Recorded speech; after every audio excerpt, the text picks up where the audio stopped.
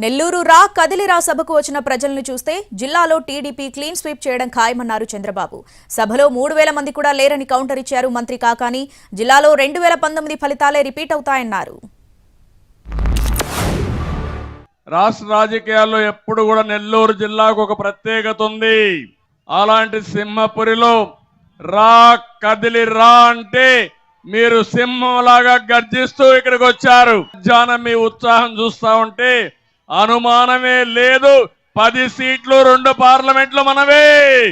తెలుగుదేశం జనసేన కూటమి ఈ జిల్లాను కాదు రాష్ట్రంలో కూడా మనం గవర్నమెంట్ ఫామ్ చేయాల్సిన అవసరం ఉంది. చంద్రబాబు నాయుడు గ్రాఫ్ ఎంత మేర పడిపోయిందని ఈరోజు ఆ సభ చూసిన వెంటనే వచ్చినటువంటి ప్రతి ఒక్కరికి అర్థమైపోయింది. 1,00,000 మందికి పైన జనం ఉన్నారు. 1,00,000 మందికి పైన 4,000 కుర్చీలు వేయలేకపోయారు, 3,000 తరలించలేకపోయారు. చంద్రబాబు నాయుడు మాట్లాడేటప్పటికీ మీరు వేసినటువంటి 4,000 కుర్చీలు కూడా దాదాపుగా ఖాళీ అయిపోయాయి. కుర్చీలు 1-2 కాదు, సగం కాదు, దాదాపుగా ఖాళీ అయిపోయాయి. అంటే చంద్రబాబు నాయుడికి నెల్లూరు జిల్లాలో 2019 సీన్ మరలా రిపీట్ అవుతుంది. ఒక్క సీటు కూడా వచ్చేటువంటి పరిస్థితి లేదు. అది అర్థమైంది.